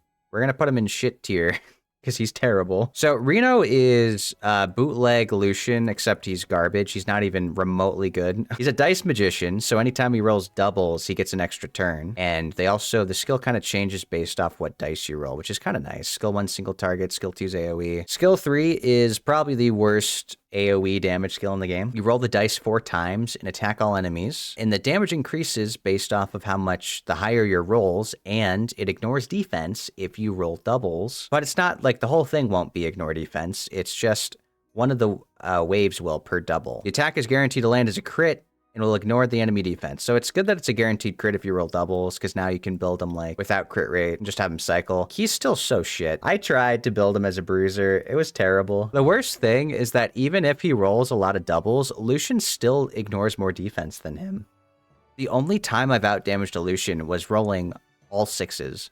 And I did that once. In all the years he's been out, I've only rolled 6s once. He is probably one of the worst AoE damage dealers in the game. Let's see, Stella is probably B tier. Skill 1 is a defense break. Skill 2 is branding and silence.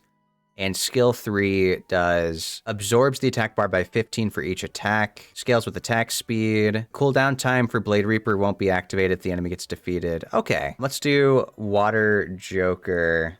I'm putting Water Joker at A tier, I think. He's probably really good. Does heal block on skill 1. Skill 2 is an AoE apply bombs.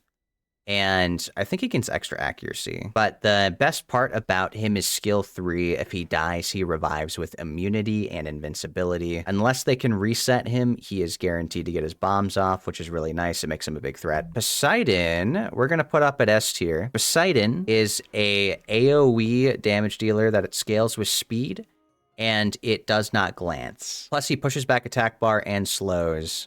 So he's really good for controlling. He's a really good cleaver.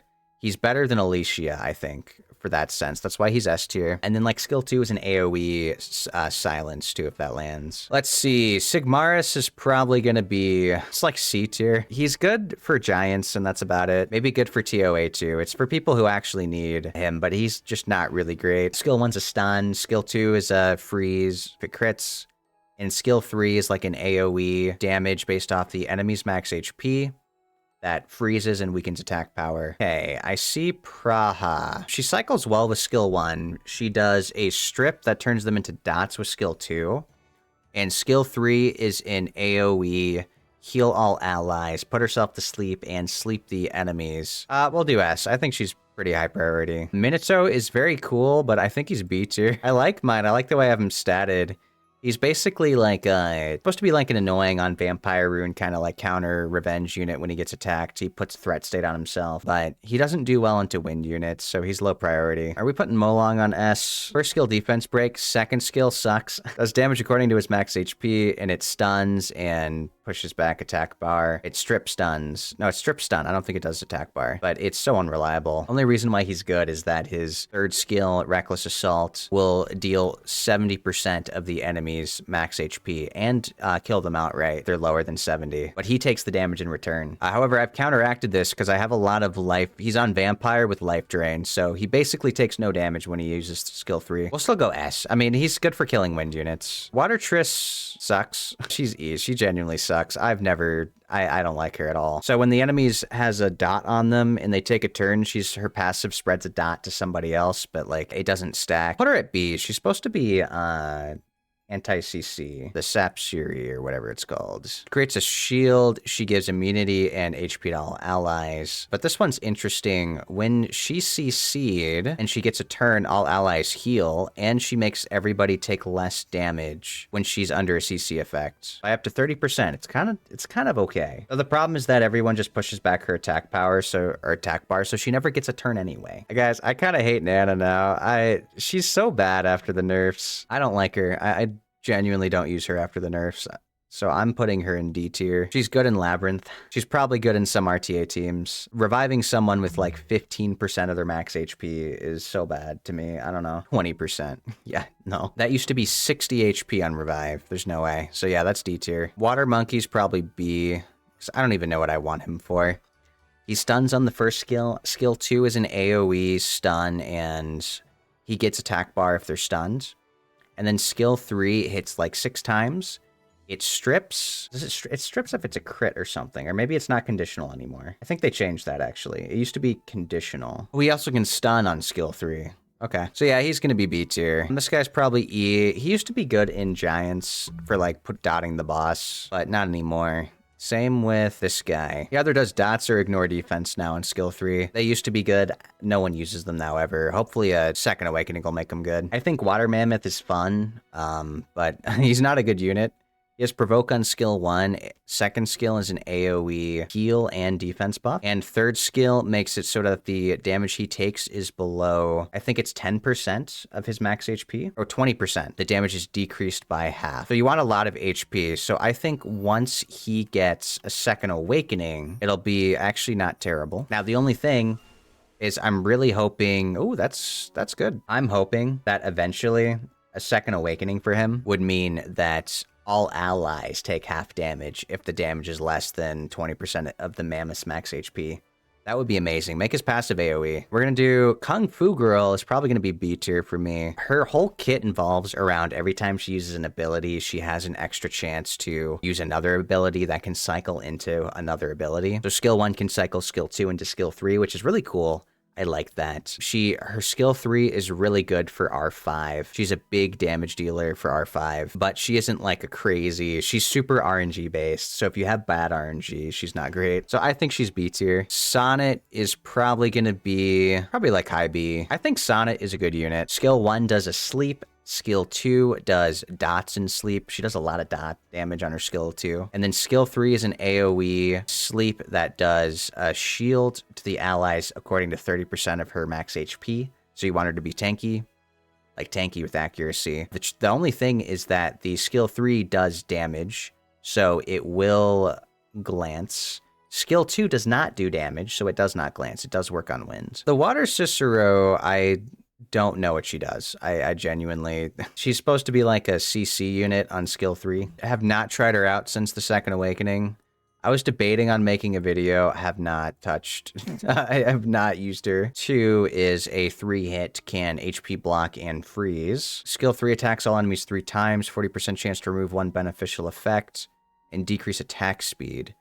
And then absorbs the attack bar of enemies with decreased attack speed. So it's a lot of attack bar. Push back and absorb. I don't know if she's going to be good, though. So we're going to put her in, like, D tier. Okay, we're kind of getting through it. I'm going to put twins. Twins are just A. I mean, they're not as great anymore, but they're still good. You know, no, maybe high B. Let's do high B for the twins, because where do you really realistically use the water twins anymore? Like, maybe in Gil Siege. You don't really use them in B12s anymore. They don't do enough damage to kill B12s. Probably Necropolis, you can use them. I don't think Water Twins used to be really, really good. I don't think people use them anymore. I put this guy on because he's silly. He's the only 1-star in the game that you can use that isn't silver. And I do have one. I've built one. I have him maxed. For those of you wondering, I have built this guy. For silly.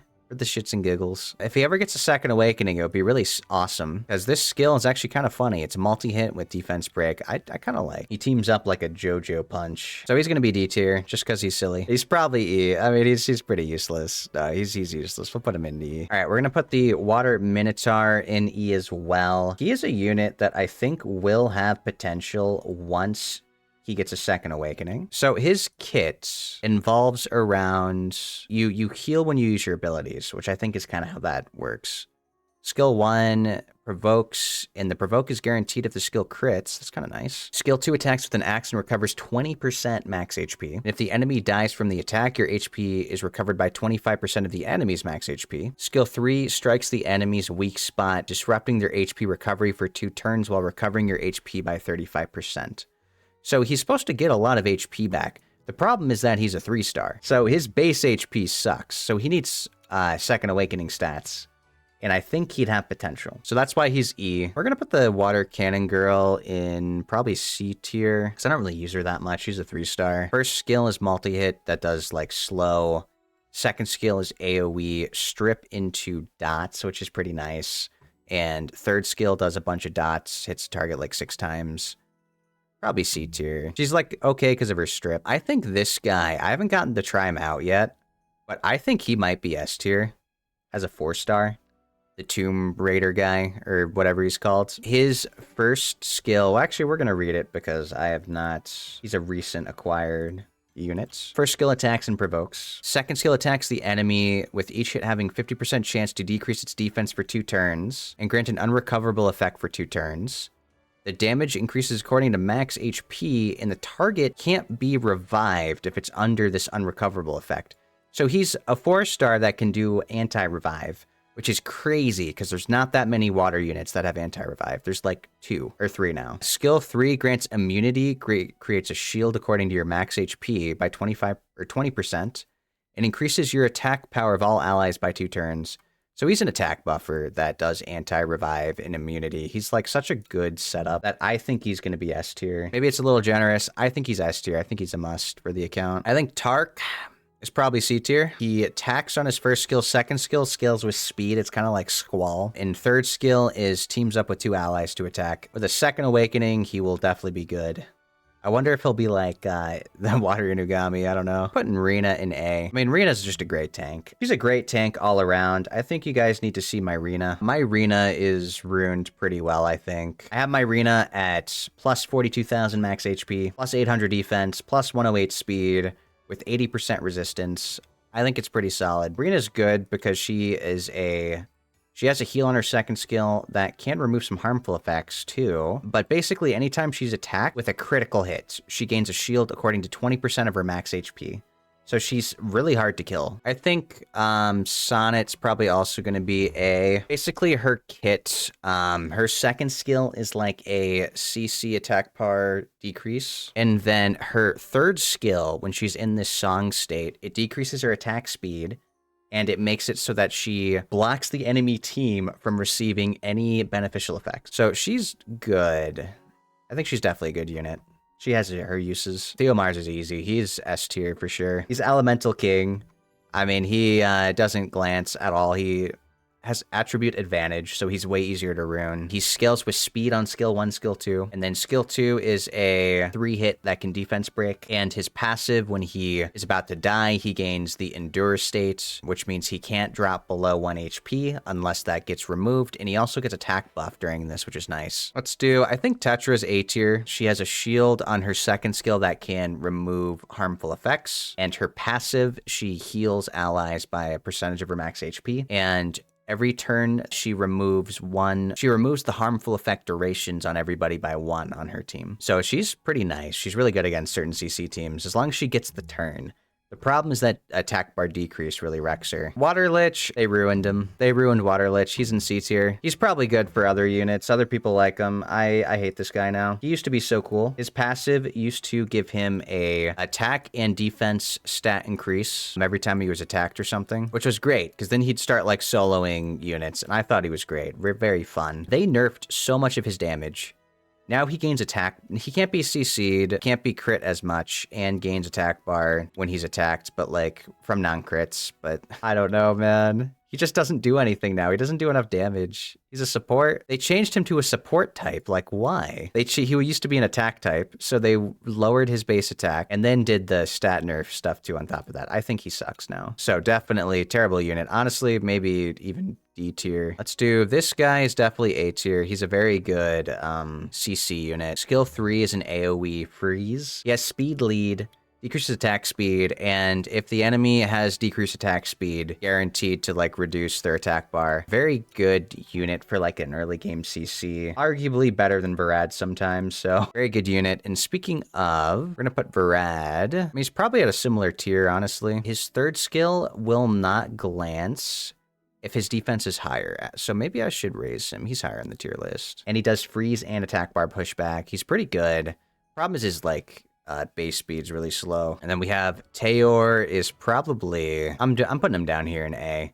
So Teor Squall is really good. It is a guaranteed crit if you're faster than the target, I think, is for Squall. It does a lot of damage. Single target, big nuke, increases your speed. Problem with Teor really is his skill 3. It's like, it's an AoE that does freeze and then like pushes back attack bar. Problem is it does full damage to one unit and then half damage to the rest, and it's just not, I don't know. I don't like it that much. Wind 1 does full damage to everybody and does just as much. Oh, this guy, I don't really use him.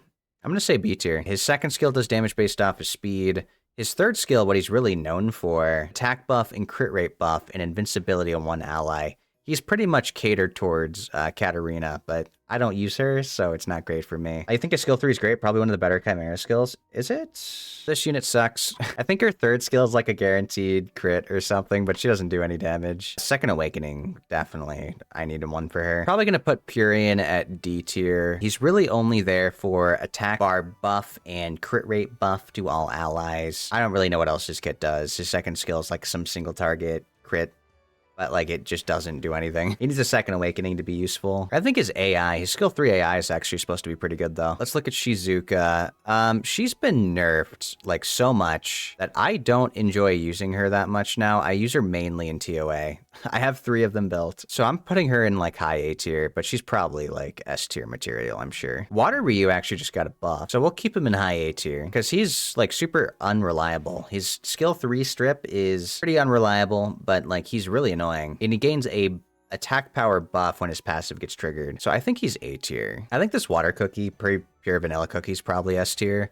She does a attack buff, immunity, and speed buff all in one skill, and then her second skill has Oblivion. I think the second skill needs to be a 2-turn cooldown or like be irresistible or something, but other than that, she's a really good setup unit. Pisama is honestly not great. I don't think anyone uses him anymore. He's a speed lead, and you know, he does damage when he dies, but he doesn't do enough damage. He has a reset on skill 2 AoE, but he doesn't do enough damage. He's not really a threat anymore. There's so many wind units that reset cooldowns now. Light living armor, or not light, water living armor is probably like C tier. I think he has potential with his kit. I have tried him out a little bit. He's really good against specific units, like the Dark Asura. He can't be CC'd. I think Ryan's good because he can be used against wind units.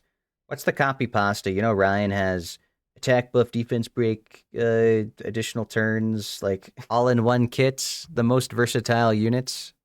I have 4 of them built, just because this is guaranteed to crit, which is nice. Yeah, attack power buff, he cycles, he defense breaks, gets another turn and brands, does some dots. Like, I think he's good. We'll put him in B. Let's do, okay, Vigor is definitely A tier. He has heal block skill 1. Second skill heals all allies and grants speed buff. Or is it? No, anti-crit and speed buff, I think. And then skill 3 is a single target defense break that hits like 3 times. I think he's A tier. He's very, very helpful for the early games. Water Gargoyle looks cool. We're going to put him at D tier. They're not great.